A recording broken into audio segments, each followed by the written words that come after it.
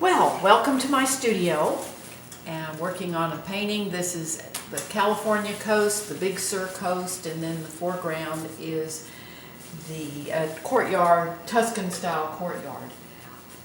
Anyway, the perspective is just a little bit skewed. You can see the top of the canvas, the painted image here is kind of at an angle, but I have to have the camera at an angle so that you can see. If I put it directly behind me so it's straight on to the canvas, you wouldn't be able to see me painting. So I showed you a picture of all my color mixes, and I get all my paint mixed before I begin painting so I can just go ahead and paint. First of all, this mixture here is a little bit of ultramarine blue plus my mud, which is 2 parts of ultramarine blue plus 1 part of alizarin crimson. And then I've mixed that with ultramarine blue. And that just gives me a nice kind of a muted blue-gray that goes back. Now I want to make sure that my horizon line is straight. So let me get my T-square here. And I want to soften that because on a sunny day, it's just, there's lots of waves, there's lots of mist in the air. So this is going to be softened. So I just first draw it on there and then make a kind of a hashed line along the horizon line. Then with my T-square, put this here. I don't want to touch the canvas and get paint all over it. But then I just use that to drag my brush along to make that horizon line straight. And those little hashes, let me clean my brush and I'll do this one more time. Sometimes it takes a couple of times to get it just right, but I want to soften the horizon line so it goes back. Don't want a hard edge here. Soft edges go back and hard, distinct, sharp edges come forward. I'm going to take a little work, need a little more work on this, just to make it soft right in here. This is some of my sky color. This is a little bit of white, plus a little cadmium orange, plus a little bit of cobalt blue. Just makes a soft, just get that misty feel. And then I use my brush to, I don't want that horizontal line in there, so I use my brush to soften that. And I need to do this one more time.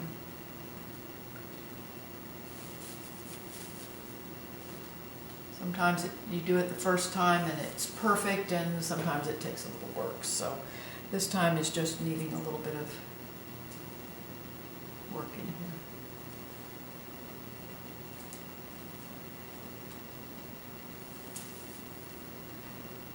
A little bit more right in here.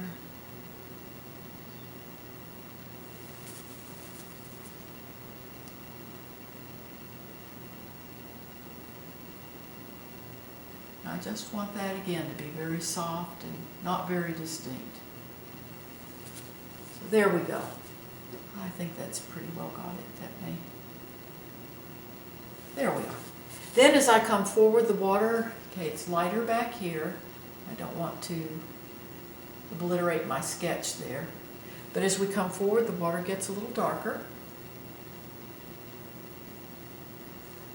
And it's not, the water is, striated is not the right word, but it's not a smooth transition because the water's moving, and so it's up and down and there's lights and darks.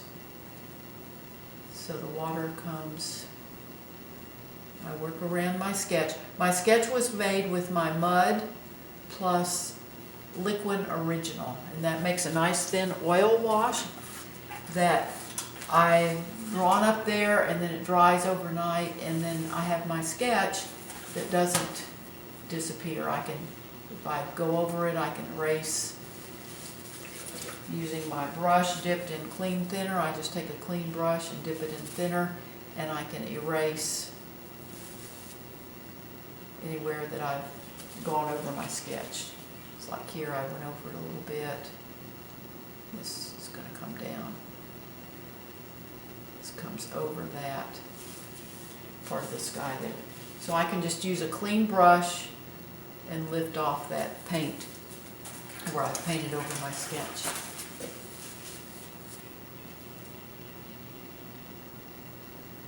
And as we come forward, the water becomes more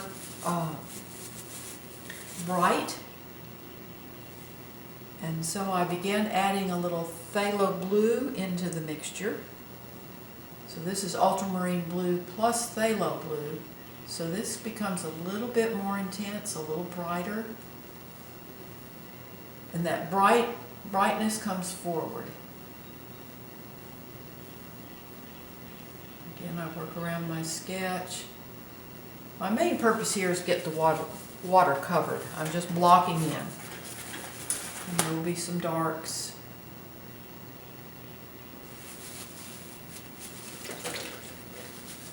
The secret to the clean color on your canvas is a clean brush. So I'm constantly wiping my brush, dipping it in the thinner, wiping it, because I want this color to be nice and crisp and clean. So sounds like I'm saying Krispy Kreme, but that's how we keep that color nice. Now as I come closer, this is pure phthalo blue, and that's a little bit dark. Phthalo blue plus white. I'm going to make that a little bit lighter. Just add some white to it. So now I start bringing in some of this lighter phthalo blue. I'm going to have waves here crashing over the rocks. So I'm not painting all of this right up in here because this is beach. So my water's kind of in and out. But you can see as I come forward, the water becomes brighter and lighter. It's real faded in the distance, but that color is muted, and then we kind of get dark, and then as we come closer, then as the water gets shallower, it becomes more blue-green, and so that's what I'm doing here. This is actually phthalo turquoise blue plus white. I'm going to have a wave there. So you can see this intensity of color really gives a feeling of depth. We'll even have some really light back in here. And this will come up on the sand.